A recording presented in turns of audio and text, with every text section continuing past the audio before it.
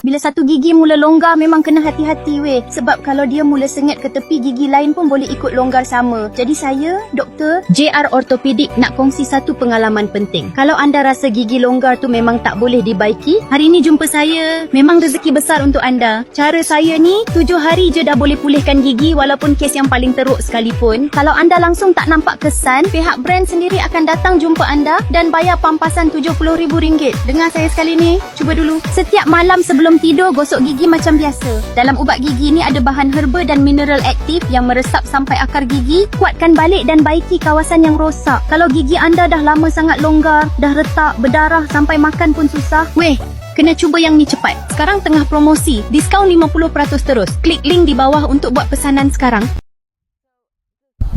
Then of course, you've got these big thorns, giving it the name the hawthorn tree. You don't want to mess with these. Then you have the berries. These, when they're ready, are bright red, small and round. Now these bright red hawthorn berries look like little apples and they're edible, but the seed inside isn't edible. When you squeeze them open, you'll see the seed inside. You can't eat the seed, but the flesh of the berry is edible. You can see it's kind of oily and it actually tastes like a bland apple. Now the main way you can tell you've got a hawthorn tree is by its leaves. These leaves have 5 lobes. They're deeply lobed and these lobes alternate in different directions. These are the main way we can tell we've got a hawthorn tree.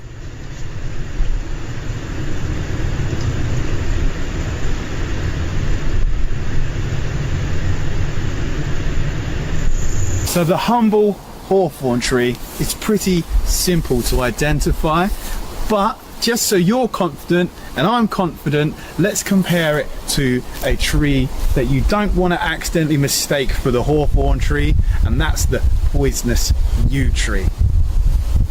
Now the yew tree, if you look at its leaves, totally different to the hawthorn. The yew tree's leaves are like needles, the hawthorn leaves with the 5 lobes.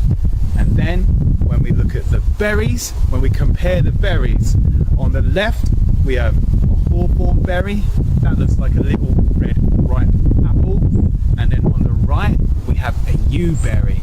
Now you can see the yew berry's red flesh doesn't completely encapsulate the seed.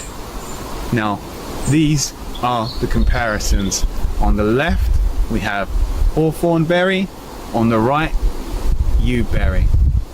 It's pretty easy to tell the difference between a yew tree and a hawthorn tree, but it's definitely best to know and understand them basic trees, because the yew tree is deadly poisonous. It takes just 2 seeds of a yew tree to kill a horse and just 50 of the needle-like leaves from the yew tree to kill an adult.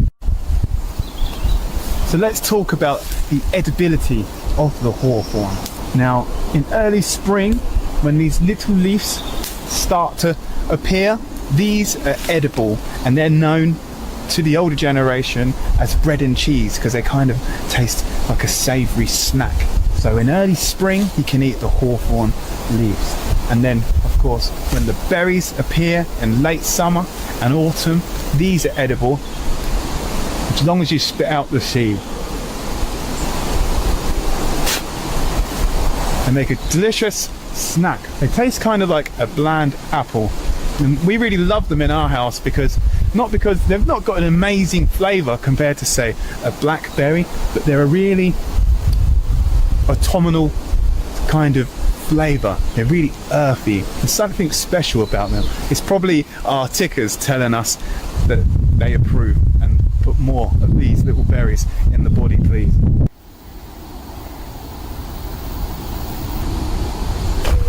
Now there's lots of recipes you can make with hawthorn berries, and there's lots of reasons why you should. For one, they're a powerhouse in polyphenols. These are an antioxidants that you can find in plants. And secondly, it's just a really good fun recipe to get out with your friends and family, and you can create it together. It's a bit of work, the hawthorn berry recipes. It's not as simple as a little boil. There's a bit of hand labour going on, but the end result is a much more unique recipe. Now, one of the most popular recipes of hawthorn is hawthorn ketchup. With a little bit of medium through a sieve, sugar, vinegar, you can create your own ketchup alternative. And this is rich in all them antioxidant properties. And it tastes surprisingly like ketchup. I'm a bit of a ketchup snob personally. I love ketchup. I have ketchup on nearly everything. And this gets the thumbs up from me. And secondly, what we'll show you how to make today is Stelly's new recipe, hawthorn honey. This is the hawthorn berry infused with actual honey, so it can last all throughout the year, and we can use it in teas or even a cheeky honey sandwich, and that brings all that good heart strengthening goodness into our body in a nice sweet treat kind of way. And then of course you've got the traditional hawthorn tea, where you simply dry out the berries. These are berries from last year. You simply dry these out and you can make yourself hawthorn tea for the rest of the year. And that's probably the most practical way of using hawthorn berries if you want to use them for their medicinal goodness. Now before we head home, Stelly shows us how to make some hawthorn honey. I thought I'd share some hawthorn folklore with you. It's been believed for a long time in folklore that cutting down a hawthorn tree is extremely bad luck. And do you know why? Because it's said that the fairies are the guardians of the hawthorn tree, and they actually live underneath hawthorn trees. And if you did cut one down, then they would seek revenge on you, and soon you would perish. So that literally means the fairies, if you cut down a hawthorn tree, will hunt you down and kill you.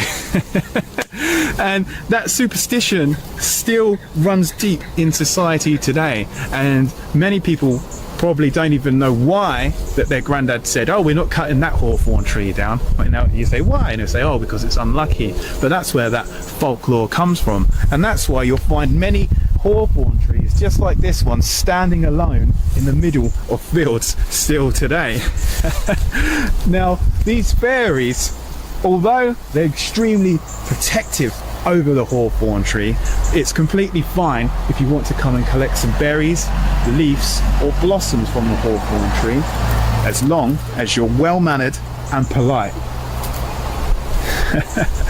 And it's said that if you happen to be a bride, then the fairies, you don't have to be polite, the fairies will welcome you with open arms to collect the berries and blossoms, because they want the hawthorn tree to symbolise relationships and love. Well, I've got enough berries now for what we need to do. Of course, remember, only take your fair share. Nature can provide for everyone's needs, not everyone's greeds. So I've taken my fair share of hawthorn berries for this year. So let's head home and make some hawthorn honey.